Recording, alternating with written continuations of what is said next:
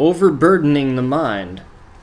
He now adds to his labors the manufacturing of leather from all kinds of hides, with the chemistry of fine tanning, which is equal to all previous mental motions. Add, and you find 4,250 revolutions, all drawing on his brain each minute of the day. Add to this mental strain the increased action of his body, which has to perform these duties, and you see the beginning of a worry of both mind and body, to which you add manufacturing of engines, iron puddling, rolling, etc. A delegate to a national convention, thoughts of the death of a near relative. Add to this a security debt to meet during a money panic. By this time the mind begins to fag below power of resistance. Hemiplegia. Duration of such great mental vibrations for so long stops nutrition of all or one half of the brain, and we have a case of hemiplegia.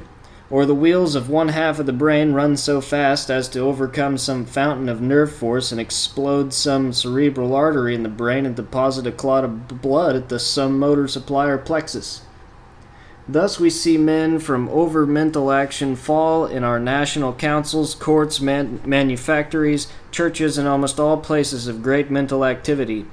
Slaves and savages seldom fall victim to paralysis of any kind, but escape all such, for they know nothing of the strains of mind and hurried nutrition. They eat and rest, live long and happy. The idea of riches never bothers their slumbers. Physical injuries may and often do wound motor, sensory, and nutrient centers of the brain, but the effect is just the same, partial or complete suspension of the motor and sensory systems. If you burst a boiler by high pressure or otherwise, your engine ceases to move, and just the same of an overworked brain or body, hemiplegia, the half, and eye strike, paralysis of one half of the body. Hemiplegia is usually the result of a cerebral hemorrhage or embolism.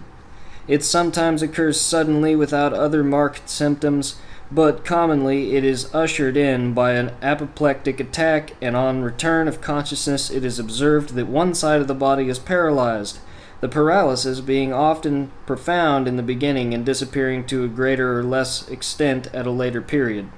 Hemiplegia is more rarely pronounced a tumor.